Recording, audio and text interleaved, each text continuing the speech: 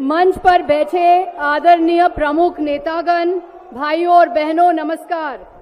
जैसे मेरे वरिष्ठ नेता डेरेक ओब्रायन ने बताया, तृणमूल कांग्रेस और ममता बनर्जी की तरफ से मैं कहना चाहती हूं कि ऑल इंडिया तृणमूल कांग्रेस का पूरा समर्थन, ममता बनर्जी का पूरा समर्थन अरविंद केजरीवाल जी के साथ है, आम आदमी पार्टी के साथ है। मैं ये भी दोहराना चाहती हूं कि ऑल इंडिया तृणमूल कांग्रेस पूरी की पूरी तरफ से हम इंडिया अलायंस में शामिल हैं। हमारे अध्यक्ष ममता बनर्जी आज सभा में नहीं आ पाई क्योंकि उन्होंने आज से ही चुनाव प्रचार शुरू किए हैं, पर मैं उनकी तरफ से ये कहना चाहती हूं कि ऑल इंडिया तृणमूल कांग्रेस पूरी की पूरी तरह से इंडिया अलायंस में शामिल है।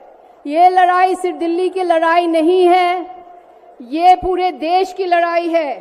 तानाशाही के खिलाफ लड़ाई है। मोदी जी की झूठे गारंटी, मोदी जी की गारंटी जीरो वारंटी, इसके खिलाफ लड़ाई है। हम जानते हैं कि आम आदमी पार्टी और अरविंद केजरीवाल जी के सामने एक बहुत बड़ी चुनौती है। चुनाव के समय है और इस समय आपके लोकप्रिय नेता को जेल भेजा गया है। ये तानाशाही है, लोकशाही नहीं है, जनतंत्र नहीं है। मोदी सरकार के पास एक यंत्र है जो विपक्ष को कुचल रही है और इसका नाम है ईडी। ये है दुनिया का सबसे बड़ा वॉशिंग मशीन।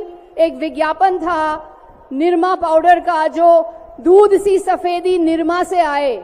तो ये है कि जो भी बीजेपी के अंदर, भाजपा के अंदर चला जाता है तो एक दूध सी सफेदी छा जाती है उनके ऊपर। मैं ये कहना चाहती हूं कि इस तरह की राजनीति जहां एक व्यक्ति के पास अधिकार है, एक नेता, एक दल, एक पार्टी, एक व्यक्ति, ये राजनीति हमारा सामाजिक ढांचा और फेडरल स्ट्रक्चर को खत्म कर रहे हैं। हर राज्य के कुछ न कुछ खासियत है। बंगाल में हम देखते हैं कन्याश्री, रूपश्री जैसे प्रोग्राम जिन्होंने महिला को आगे बढ़ाया। जैसे आप जानते हैं ममता बनर्जी हैं हमारे देश के एकमात्र महिला मुख्यमंत्री।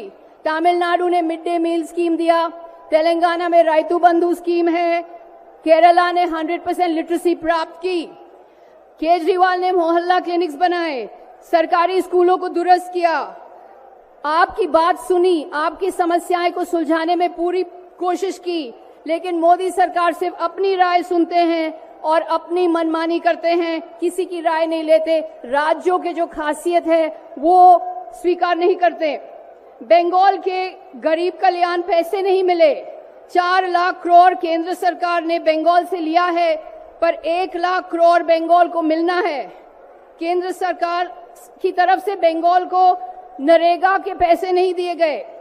59 लाख नरेगा के श्रमिक को वेतन नहीं मिले। 11 लाख लोग बंगाल में बेघर हैं क्योंकि केंद्र सरकार ने पैसे नहीं दिए। 2021 के विधानसभा चुनाव के बाद भाजपा सरकार ने बंगाल की पैसे रोक लिए हैं। यही है गंभीर सच्चाई। पैसा कहां जाता है? पैसा वहां जाता है जहां सरकार को गिराना है, जहां विपक्ष का सरकार को गिराना है, जहां एमएलए की खरीद फरोख्त होती है।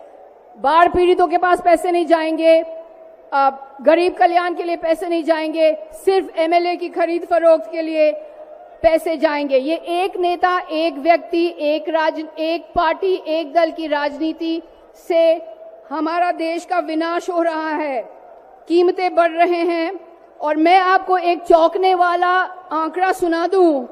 देश की 70% आमदनी केवल 10% लोगों के हाथ में है। 50% लोगों के पास सिर्फ 3% आमदनी है। ये है एक भयंकर असमानता। तो सारे कीमतें बढ़ रहे हैं। दूध का दाम 61% बढ़ा, टमाटर का दाम 115% बढ़ा, तूर दाल का दाम 120% बढ़ा।